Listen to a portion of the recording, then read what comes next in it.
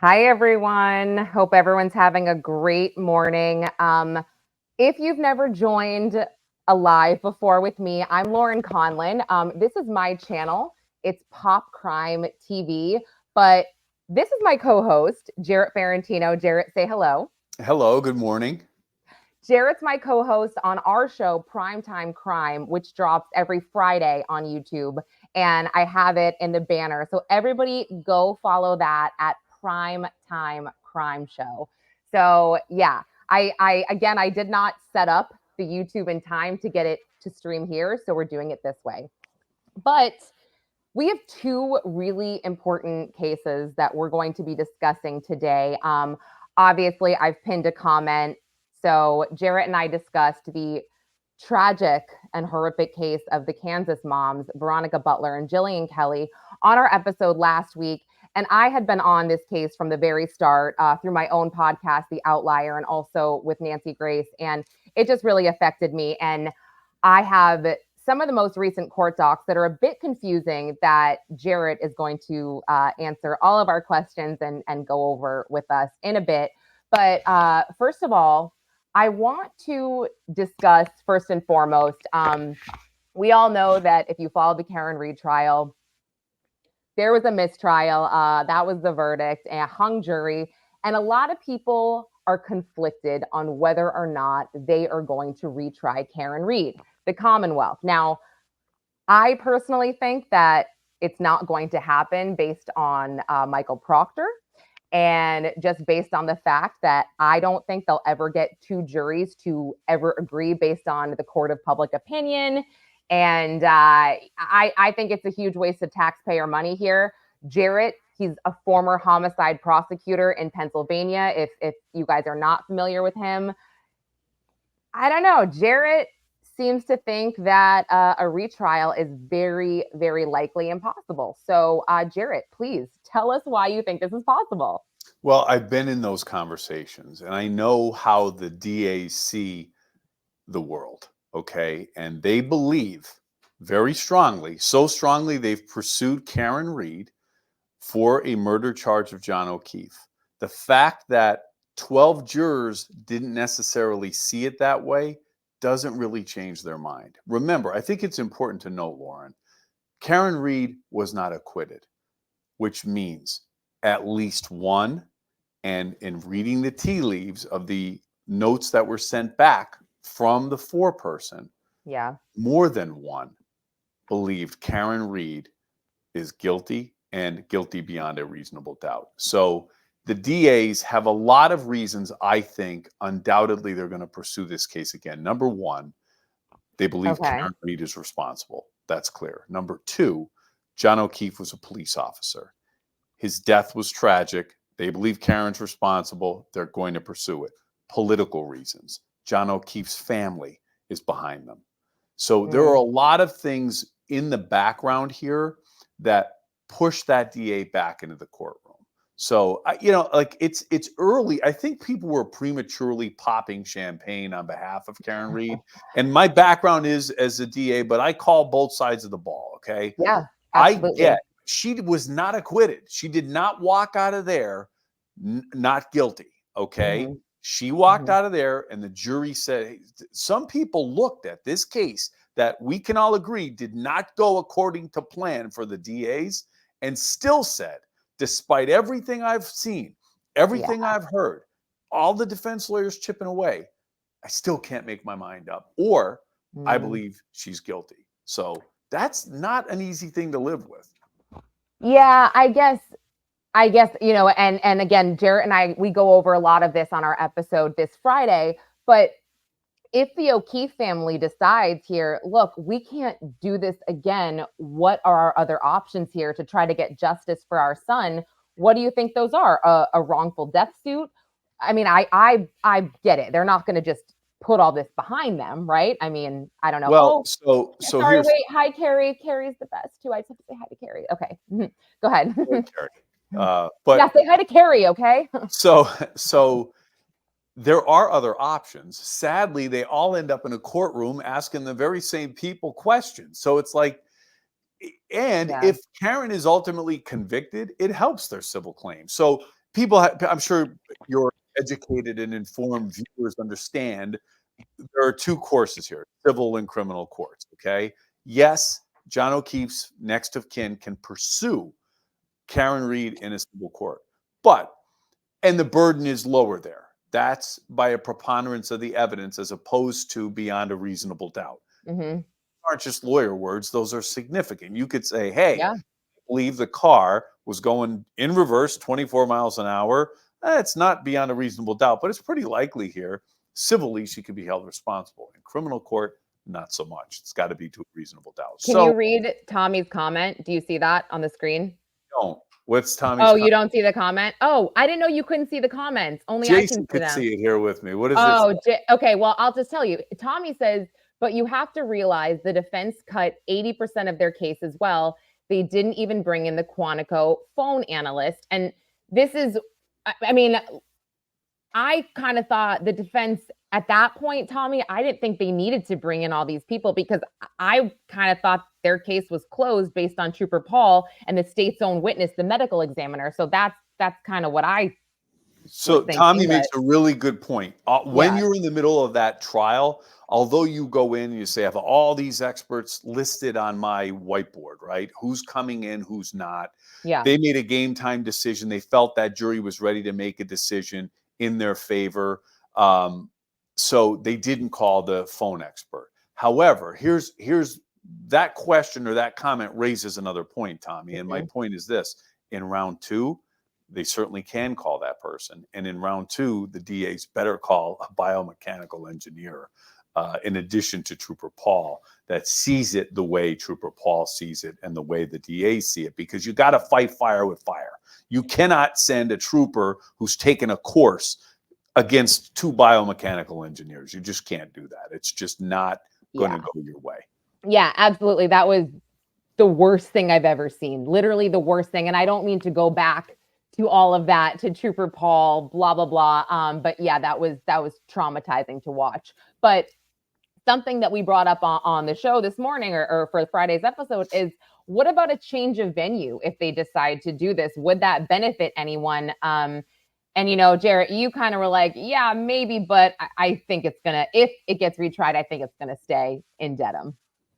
Well, they could certainly ask for it if the defense wanted to change a venue after all of the coverage. I mean, Karen Read became, like we said, a household name, but that hasn't hurt them.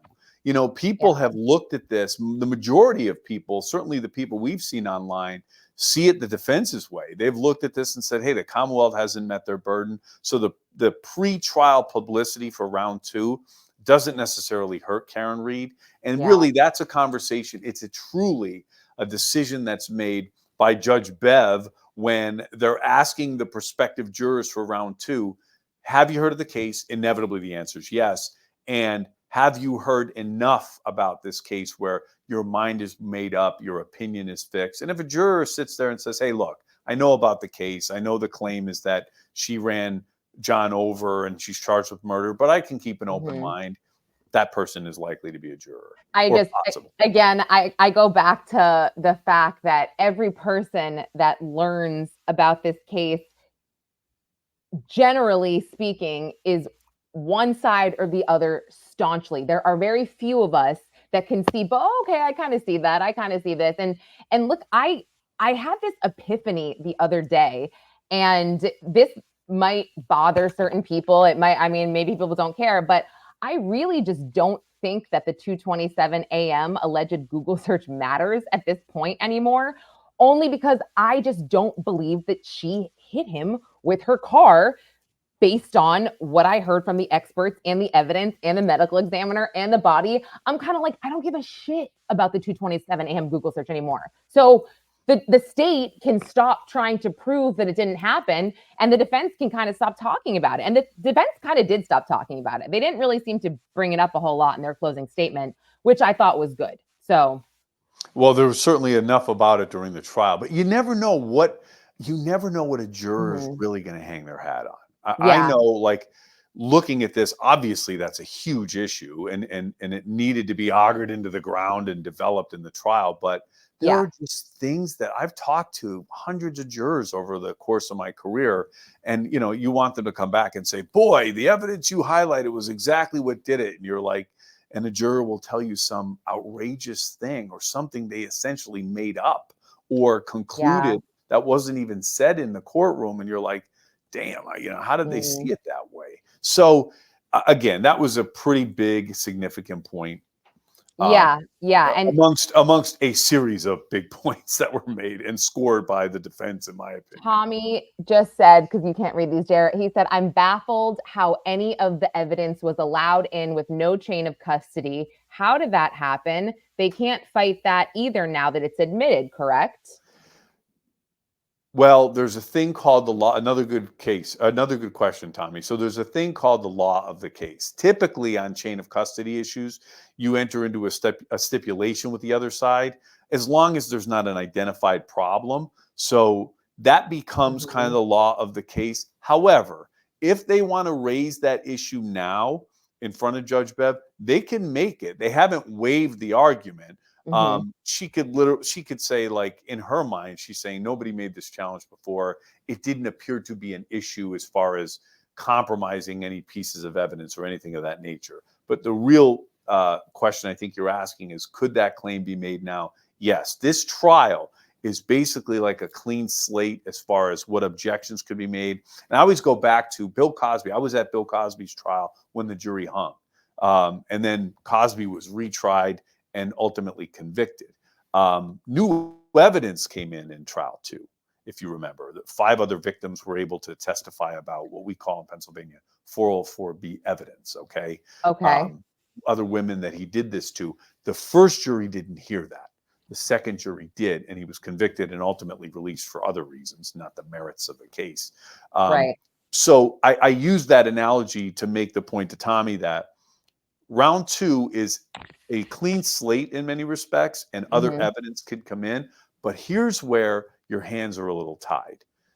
Let's say Proctor was to get on the stand in trial 2, and he testified totally inconsistently to what he testified in round 1. Let's say he says something totally different. He or any witness, Trooper Paul, anybody, they get the transcript or the video of his last testimony in the last trial, and they're buried with it, or they're cross-examined with it, impeached with it. So much of your case, we were talking this morning how brutal it is when a case gets mistried because there's no closure to the families or to the parties. You're in trial for 35 days. You got to do this again.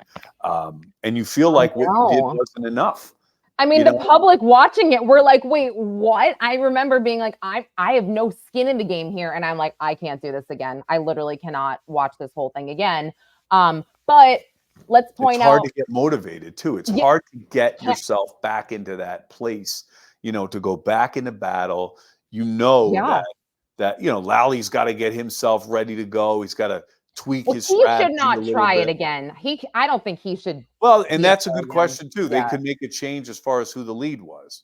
So, but again, there's political and a lot of things factor into that prosecutorial discretion. So it's hard to predict. Yeah, and oh my gosh, I'm just thinking about everything that we've discussed in terms of Proctor. And I saw last night, I think it was one of the Boston channels, that they were on Proctor's lawn, asking for comments from him and his wife about his firing, and they were rough. They said the F word to the news station. They were like, "Get the fuck off my lawn." And then his wife said, "Karen Reed is an effing murderer." And it was bad. And just like Sue just said, this is true. I really don't need to hear who sat where and who had what drink at the waterfall again. Sue, girl, I am with you. My husband wants to kill me because I've been going through and rewatching some of the testimony in bed at night. And I don't know why. He's like, "Why are you doing this? It's over." And I'm like, I'm trying to pick out certain things that I don't buy. And when I say things I don't buy, I go back to the witnesses, not saying they killed anybody, but just saying they're withholding information. Example, Alan Jackson had asked Brian Higgins on the stand something, and he said, "Were you telling the truth?" And Brian Higgins says, "I always tell the truth." And I'm like, that is the most bullshit thing I've ever heard in my life, because number one, nobody tells the truth all the time. Number two, he wasn't asking you about always. He was asking you in this one incident, and statements would show, you guys, a lot of you, Sheila, Carrie, you all of Jack, Fox, just like I do, statements would show that he's overcompensating for something and he's hiding something. So I just can't. Hold on. Some of these comments are funny. Tommy said, Sue, as long as we get accurate weather, I'll be happy. I think we can all agree it was snowing. All right. So KK405, hello to everyone in chat. Mod on Rock Chalk, True Crime, Boots on the Ground, covering Kansas mom's case. I know nothing about Karen Reed. Love Lauren. And yes, we are going to get to that, KK. And I will post, I'll put in the chat as well, Rock Chalk's YouTube, because she's awesome. She is boots on the ground. Just to wrap this up, Taryn says Jack lives rent-free in our heads. Oh, the paintings. Thank you so much. Tommy said, I've been rewatching all the pretrial hearings. They were brutal. Lally is dirty, dirty. He legit tells Bev lies upon lies. Ooh. All right. Did I miss anything? Well, Jarrett, do you want to just end Karen Reed really quickly with what you think is going to happen, or what we could possibly expect on July 22nd? Well, July 22nd, they're going to come in, and the Commonwealth will officially note that it's their intention to retry this, and Judge Bev can set a new trial date at that point. Mm-hmm. I'm thinking like late fall, probably like late October, early November. She'll schedule the next pretrial hearing for the motions or anything that may be coming. She can also schedule, she could also just essentially receive the official notification from the Commonwealth that they intend to move forward and schedule another status conference. But look, I mean, everybody is posturing here. They're going to indicate that they're ready to go. And when they go in there, they're going to say that much. So I think we're going to have another trial here before Christmas. And I know everyone's going to say they have a year to put this on, but you have a year under the speedy trial rule, but it's not something you're going to do on day 364. These parties are ready. Your witnesses are ready. My recommendation to the prosecution, though, is get yourself a biomechanical expert this time. Yeah, Trooper Paul blew it. Unfortunately, that guy is going to have to live his life knowing that he blew it. And not that they blew it, but the state's own, last thing I'll say, medical examiner, not helpful for their case whatsoever. But let's go on to Veronica Butler and Jilian Kelly. Gosh, this case again. I when they disappeared on March 30th, it was the day before Easter. I remember putting. Oh wait, sorry. Really quickly, Tommy, what's his opinion if the feds release more or do another dump for defense? Jarrett, real quick. What's my opinion if the feds, if they release more on their investigation, or well, that's the one thing that can derail or delay round two. Good point. I mean, if more, look, we know they asked for a continuance based on that investigation, which Judge Bev denied. So if that investigation bears fruit, it can seriously impact whether or not the Commonwealth moves forward, number one, or when we see the trial. Ambitiously, I'm thinking it'll be late fall. If something comes from the feds that causes things to be delayed because new information would be discoverable, has to be shared, that's a possibility. And if it's really bad, real bad stuff, it could result in them not moving forward. And real bad stuff is witnesses charged with perjury or things of that nature. So I'm so curious. I'm so curious about that. And not to keep talking about Brian Higgins, but he says literally in 1 minute, Alan Jackson says, why'd you leave 34 Fairview in 30 minutes? Or why'd you only stay for 30 minutes? Because I was tired. I wanted to go home. But you didn't go home after. You went to Canton PD. Oh, yeah, I had to do some administrative work. You were so tired that you had. That's why I'm just like, somebody call these people out for lying. It doesn't make sense. Okay, just because I could talk about this forever, I do want to go to Veronica Butler, Jilian Kelly, the two mothers that went missing on Easter weekend. Again, this case has haunted me for a number of reasons, but one of the biggest reasons here, they were killed by 5 people that look so demonic. They don't they don't look like they're real. They look like something out of a Rob Zombie movie, and it has haunted me. They have left 6 children total without mothers. Veronica Butler and Jilian Kelly. Veronica was just going to pick up her children innocently. Jilian Kelly was just going along with her as a court-appointed supervisor because of these custody battles that Veronica and her ex Wrangler Rickman had. Wrangler was in rehab at the time, and his mother, Tiffany Adams, Granny, or as Nancy Grace likes to say, Killer Granny, alleged Killer Granny, essentially had custody of these kids and was really messing with Veronica. She was just canceling shit. She was just not being cool about it, giving no explanation whatsoever. But we now know, and everyone watching knows, they were planning the murder of Veronica for a very long time. And so what I have been doing is I had printed out, a lot of these were filed June 19th. I have one of the most recent filings here. And let me, for everyone who's not aware, these 5 suspects are being charged with double murder, double kidnappings, and a conspiracy to commit murder. So their first pretrial hearing was back in May, and Jarrett and I had just discussed last week, 5 of them are now going into court together. And this is totally unheard of. But Jarrett made a really good point. As a prosecutor, can you imagine doing this 5 different times, right? Asking 5 different people the same things, 5 different of the same pretrial status hearings. Am I right, Jarrett? That would be crazy. It would be crazy and strategically really bad for the prosecution to allow for 5 different proceedings to happen. Plus, it's very taxing on them. I mean, especially when right now, this case, there's a couple things that you have to consider. Okay. Number one, judicial economy. Does it make sense to have the same type of hearing 5 different times with 5 different defendants, but the same prosecutors? It doesn't make sense. You're talking, this will tie this court up for weeks doing the same thing when you can bring everybody in together. Now, that's on the prosecution side, why you would want to do it together. On the defendant side, you want to do it together because there are 6th Amendment rights, 14th Amendment rights.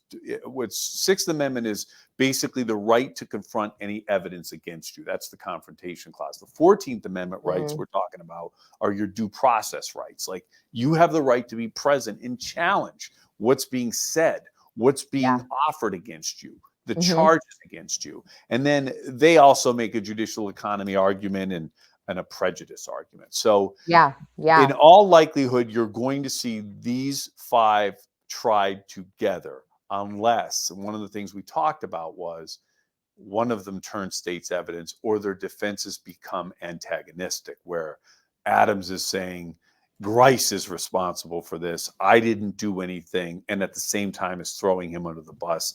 When the narratives start to change, that's when it becomes extremely problematic. Imagine juggling all that in one courtroom. It's like kids that spilled milk. You know, the milk is spilled and they're pointing at each other. It's very difficult to navigate that. Yeah, exactly. And sorry, I'm just trying to get their mug shots so I can put them up here for people that are not aware.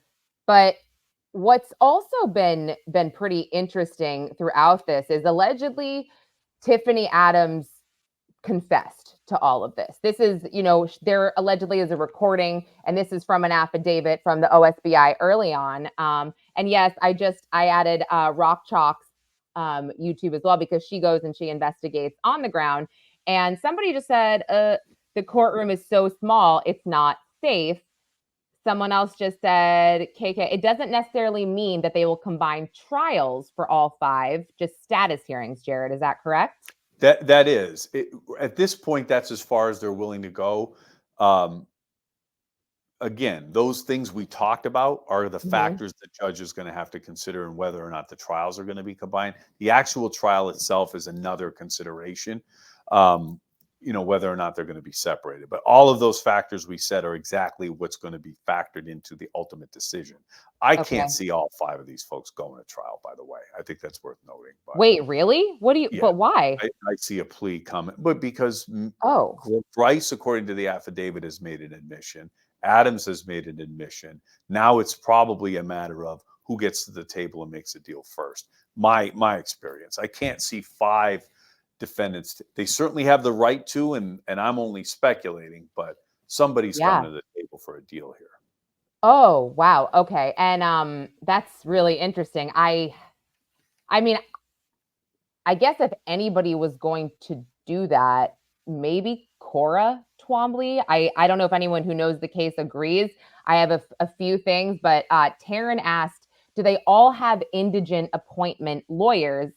No. Tad Cullum appears to have hired Joy Miskell, the acquittal queen, and somebody else, I believe, who seems to cost a lot of money. And not only that, he has a very expensive divorce attorney as well. So, and yes, Sheila, you said you're not familiar with this case, but it sounds horrible. Girl, it is so freaking horrible. It keeps me up at night. It's the worst thing ever. And that's why I've been so set on continuing to put this out there. Yes. And someone said Tad has a paid one. That's correct. So speaking of indigent, a lot of people were under the impression in a lot of these Facebook groups that Tiffany Adams had a lot of money. She owned a lot of land. I did see one land record that her father left her, but it was to her and a bunch of her siblings, and it was really $100,000 split between a crap ton of people. So yeah, I didn't see much of anything else. She owned a food truck at one point. What is this? Sorry, someone just said, I see Tad, Granny, and Cole going to trial. I think Cora and Paul will take pleas. Well, Jarrett believed that Paul possibly was giving information to authorities, and that is why it took them so long to arrest him. Is that correct? Could definitely be one of the reasons. I would not buy food from Tiffany Adams' food truck. Let's just get that out there right now. But so she doesn't own it anymore, but yeah. I speculated that because Paul's ultimate charges came down a little later, it's possible he was providing information and they were negotiating as far as what he would be charged with. That's possible. But again, we're only speculating because none of that information is public. But I've done that. I've had one particular co-defendant with me working up the charges. We indict the 4, get them in, and then subsequently indict that other person. So that's happened. I'm not necessarily saying it's happening here. It is possible, though. But it's possible. Right. Yeah. Exactly. And a likely scenario, because he's given, when the gig is up and they're giving you the admission, at that point, you say to them, fine, okay, you admit you did this. You're facing the death penalty. You have these 2 moms that are now dead. If you tell us in court and testify against Twombly's and Tiffany, I think we can do something for you. We could take death off the table, have you plead to, or merge the sentences or something, or concurrent sentences, things of that nature, because you're giving testimony. So I don't know if that's going on, but when you have 5 co-defendants, I would hope that's going on. Right. And Taryn, I'm putting this up there. Tiffany was cooking, but I'm guessing it wasn't food. This has been a big point of speculation because of her appearance. You can look up photos of Tiffany from a few years ago. She actually looks very pretty. And her mugshot, she looks like something I threw out in my garbage can 3 weeks ago that got run over by a garbage truck and then eaten by a raccoon. She looks horrible. And this is something that I've been researching, and anyone that follows me knows that she does. And I am not accusing anyone. I am not implicating anyone here, but she does have a connection to a very sketchy agent that was a witness in this case. And this guy was investigated before. And he also was the interim sheriff of Cimarron County. This person after the fact, in Cimarron County, I'm told by locals, it's very corrupt there. So this guy goes on record and actually says that he busted up all these meth houses. He has so much experience with this. And this man is friends with Tiffany Adams. They serve on boards together, hospital boards, school boards, and these are small boards. So yeah, these guys know each other. So this meth connection, again, pure speculation. This is not factual, but I think there might be some legs there, and I think this might be a whole different investigation. So, yeah, thanks, Taryn. It's okay to call a spade a spade. Look, it's okay sometimes, but you don't want to get sued, you know? I feel like, oh God, Tommy. Yeah, Tiffany has aged worse than Lally. And because I'm an idiot to these streams, I'm having trouble putting up their pictures. So if anybody wants to drop in how I do that, I'd love you forever. But I just would like Jarrett to get to some of the most recent court docs. So Tiffany filed pauper status. I did not know that was a thing. So what is pauper status exactly? I think I know what it is, but if you So want basically, you are declaring to the court that you are an indigent defendant and you cannot afford an attorney. And at that point, so you're swearing to that subject to unsworn falsification. And the court, once they receive that affidavit, is then once they receive it, review it, and accept it as true at that point, appoints you an attorney.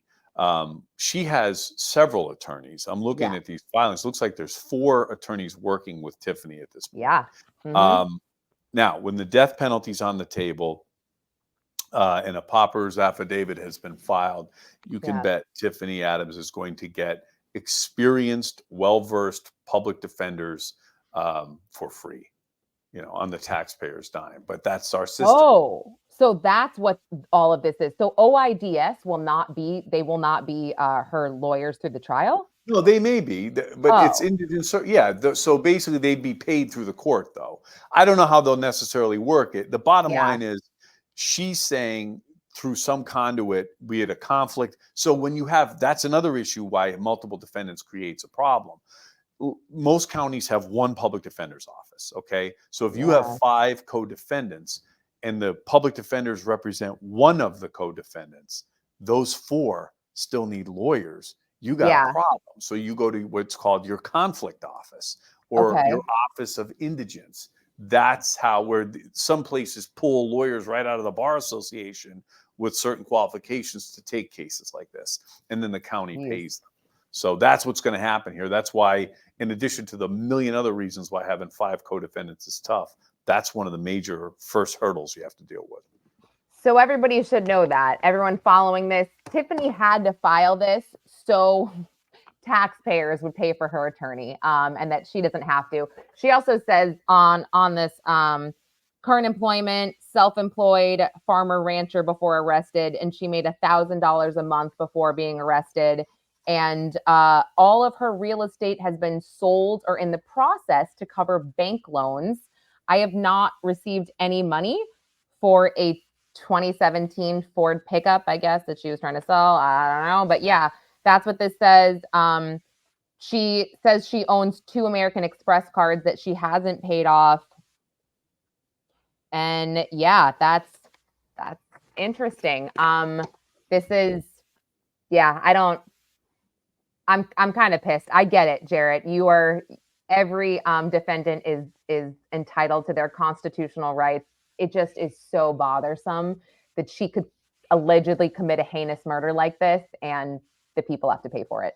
Well, the only thing I'll say about that is, and yeah, that's a tough pill to swallow, but for this conviction, ultimately, if they're convicted to stand, we need to have ensured that she had adequate defense counsel. You know, sometimes as a prosecutor, I felt like oftentimes I was protecting the rights of the accused more so, because if I'm looking over and there was an issue, like you'd have to raise it to the judge. So it's important to ensure that we have a strong judicial system, but a fair one. And if their lives are going to be on the line, you know, by constitutional right, which is an important right, Tiffany Adams has a right to a defense. And if she can't afford one, we all know this one will be appointed for you. It's one of the Miranda warnings.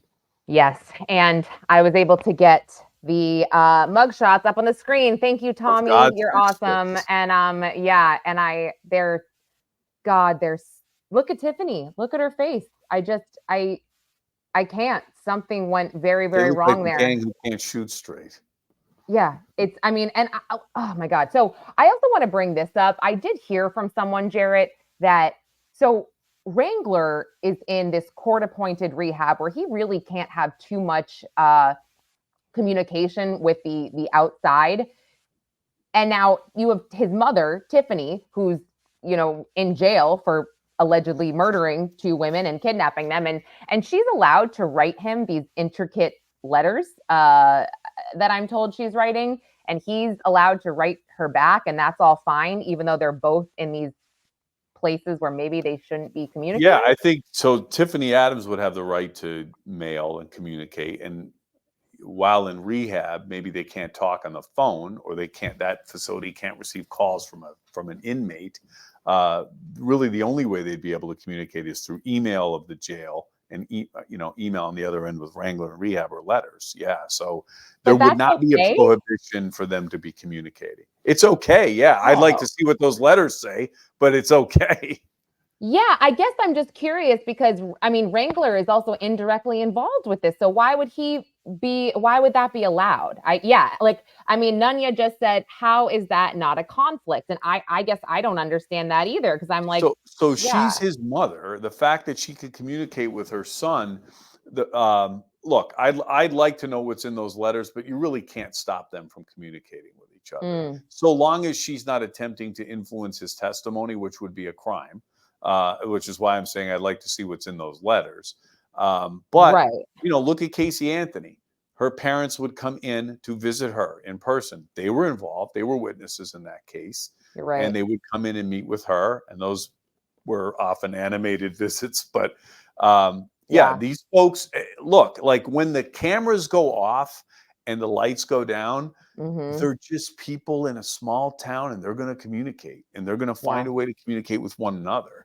And when we move on to other cases, and we're going to follow this one gavel to gavel, don't get me wrong, but we are. But there's months and months and months in between here where Tiffany's going to be reaching out to Wrangler. She's going to be talking. I've been a part of big cases, and it's always those things, and the Drexel case or the Selinsky case, and those like people still communicate. They're not going to not talk to one another. Yeah, I'll try to find out what's going on there. And it's also interesting to point out, KK pointed this out, one of the suspect's family members was just elected sheriff in Cimarron County. And that's true. That's Cole Twombly's cousin, Clint. And it's important to note also that Clint was listed on one of the discovery motions because one of the trucks is in his name. So that's weird. Very, very weird. But I want to get to something that I have questions on, Jarrett. So these are June 27th. They were filed. Let me get the one particularly that I would like to discuss with you. And I'm curious, and I just sound so dumb if I when I talk about it without you. No, really, I do. Trust me. It's the one. Is this the one for the transcripts? What's that? Is this the one for the transcripts, the records of the sealed cases? Is it this one? Yes. Okay. So for everyone that's not aware, this one, and I can send them if anybody wants these. I'm happy to send these to you. I am not holding on to these for any reason. I can upload it, whatever, because we should all have them. But they were filed June 19th. And it says the state of Oklahoma versus Tiffany Michelle Adams, Cora Gail Twombly. That's it. Just these two. And then it says objection to motion and order for transcripts, motion to immediately stay order. What does that mean? Okay. So what's going on here is Cora Twombly, if I understand this correctly, because we're again with 5 defendants, Cora Twombly has requested through her attorneys the transcripts of certain proceedings from the past. They look like domestic filings, parental guardianship hearings, things. And again, reading the tea leaves, you can bet these are either PFA hearings, custody hearings involving the children with Tiffany Adams. Okay. Twombly's asking for that information because her lawyers, through her lawyers, have claimed it has relevance to the trial. Or to the case. Yeah. And ultimately what led to it, which we know that. The fact of the matter is Veronica had supervised visit rights, okay? Right. Yep. The custody of Tiffany, the custody Tiffany had over Veronica and Wrangler's children was contentious, and it's been going on for years and years and years. Mm-hmm. I'm going to speculate here, okay? Yep. I am sure Tiffany made a compelling case to her co-conspirators of something about these kids and why this killing had to happen. Why they had to do it. Yeah. Yes. And I don't want to speculate too much. Everybody who knows a little bit about this case knows there's been some innuendo about relatives involved in Veronica's family or things of that nature. But whatever it was, okay, was compelling enough for Tiffany to lobby for their support and aid and co-conspiratorship in the killing of Veronica and Jilian. So all of that information, if that in some crazy world becomes a defense, is the records of those proceedings becomes relevant to your case. So there were a couple of filings. Number one, Cora Twombly wants those records. She was granted access. Tiffany does too, right? Tiffany is saying there was a concern that if the records were released, they're sealed. At one point, I know you were looking into these too. They became sealed, okay? Yes, they did. You cannot get them unsealed unless there's an order of court. There was an order of court, and in that order of court, it suggested that they were going to become unsealed and part of this record. And then the DA said, whoa, like if you're going to give this over, give a copy of it to us, unseal it and provide it to the DA. Do not make it part of the record because the public can see it. And it involves minor children and guardianship. And these things are typically, the sanctity of them is very protected. So the bottom line is here, Twombly has asked for access to the domestic filings related to this case. And that's Wrangler and Veronica's filings, Tiffany's filings, because no doubt it's going to involve what really led to this killing. So, okay. That's exactly what I needed to hear. And just for everyone else following it, I think you might be the same as me, like KK405, at Rock Chalk. These cases, it's the Cimarron County case, FD 2011-19, 2012-4. Yeah. Yes. So all of those are what we had, a bunch of us web sleuths. We had all initially gotten a hold of these. And then, a few of us saved them and then they were sealed. Totally get that. I can see why Cora would want that. But something that she also wants that's sealed concerns the divorce of Tad and Tracy Cullum.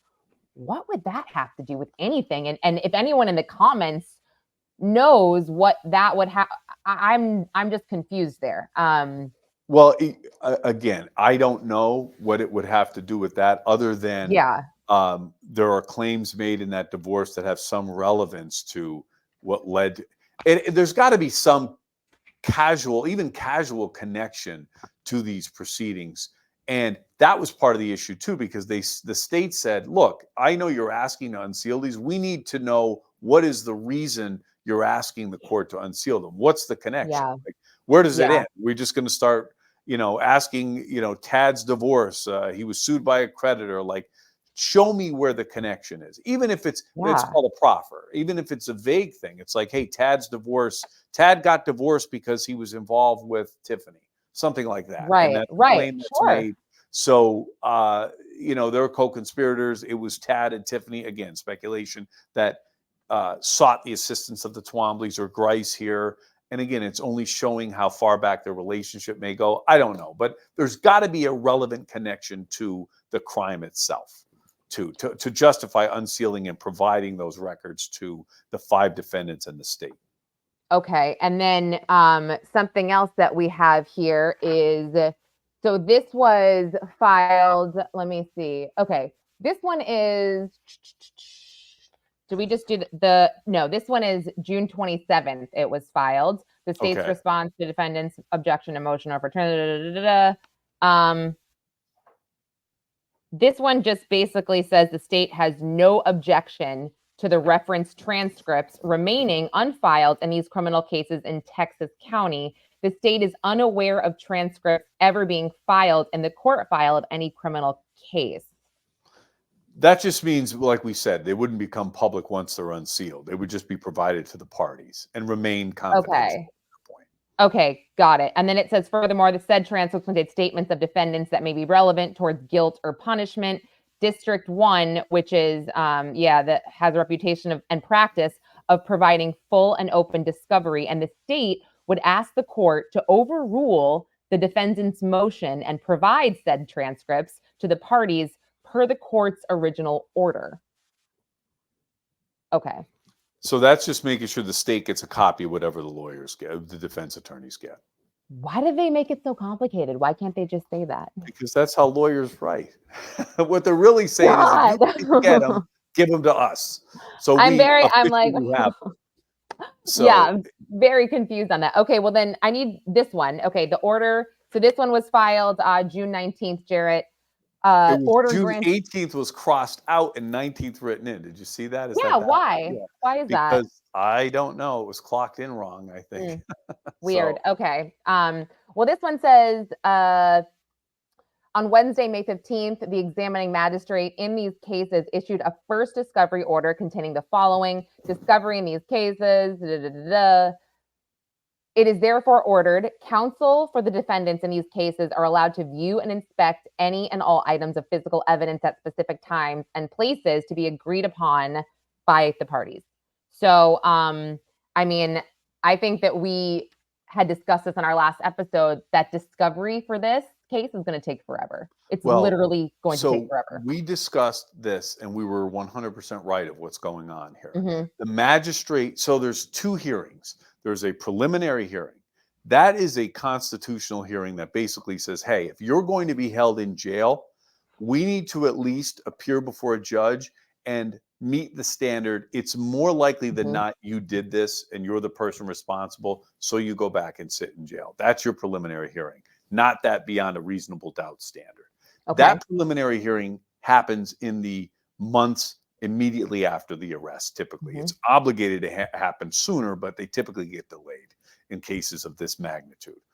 The magistrate judge has uncharacteristically and unusually ordered the prosecution to participate in all this discovery before the preliminary hearing, which that's not typically how it goes, because you're not entitled to all of that discovery, even under rule, I think it's 22 OS, or Oklahoma's rule of discovery says you're allowed to have that information at your formal arraignment once you get to the big courthouse, okay? You don't get that stuff at the preliminary hearing. That's the rule in Pennsylvania, and that's the rule pretty much across the country.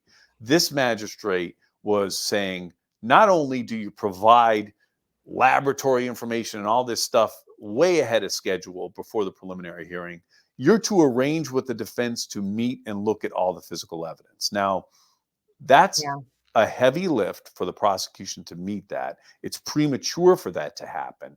And as a DA, you would say, hey, we don't want to set this precedent. We're going to have to be doing this for every case coming forward, too. It's something that attaches later. Certainly the defense is well within their right to ask for it, but it was an overreach on the part of the magistrate to compel all that prior to a preliminary hearing. And the district judge slapped that magistrate's hand a little bit, stripped out. If you read those things, it's like paragraph 1 and 2 are out, and we reform paragraph C to say this, and you'll get the discovery when normal people get the discovery after arraignment. Wow. Okay. All right. Well, that's helpful. And Jarrett and I also kind of said, or Jarrett said this actually, and I was like kind of destroyed, but I totally understood that with everything going on in this case, all of the evidence, all of the people, and look, you've still got names like Lacey and Barrett Cook, and you've got other names of people that probably know something that, or maybe even knew something that was going to happen that haven't been arrested. Who knows if they're going to be arrested? They're certainly being looked into right now. So this case might not go to trial officially until like 2026, I think you said. Yes. I hate to say that, but I mean, I don't see it going anytime within the next year and a half, only because it's tough if there was one defendant. With 5 and all, look at all the motions just over discovery. I mean, we're looking at this stuff just again, I say this, and I say it about the Kohlberger case, and I've said this about cases I've had. The most important thing isn't get it fast, it's get it right. Yeah, definitely. I And know it sucks, but you know what? I agree with you. The road to justice isn't pretty, and these folks are sitting in a jail cell. They're not out like Karen Reed is out. These Yeah. folks sit. These are non-bailable offenses. Um, so we wait for justice, and it's going to take time, though. I'm thinking 2026. Well, and it's funny because it's not funny. Sorry, that was a horrible choice of words, but it's interesting because to most of us that have followed this, it seems pretty cut and dry. However, let's remember there was an extension here, a 6-month extension on whether or not they could release the manner of death that these poor mothers how they died. So we actually don't really know what happens. I mean, or what happened, I should say. So gosh, I mean, this is when we actually find out what happened, I think that could change things as well. Who did what, who was responsible for what, whatever. And like we have defendants who've made admissions, at least that's what's claimed in the affidavit, and we don't know that they were, they Mhm. could challenge those too. I mean, their lawyers could challenge those, and it does seem cut and dry. But look at it Yeah. this way: just the pretrial phase, the discovery phase, getting into the courtroom and putting this on. If all 5 defendants offered no defense and said nothing, it's still a heavy lift to put on a case like this. I mean, Yeah. I've done Yeah. it, Yeah. Yeah. with little or no offerings from the defense side. It still takes a little bit of time, and I'm telling you, realistically, 2026. Okay. Well, just because I know Jarrett has to go in a minute, does anybody have any specific questions that they want asked? And while you guys think of that, I have a comment up there. Somebody said KM needs to be looked at. Yeah, girl, that's who I was talking about before.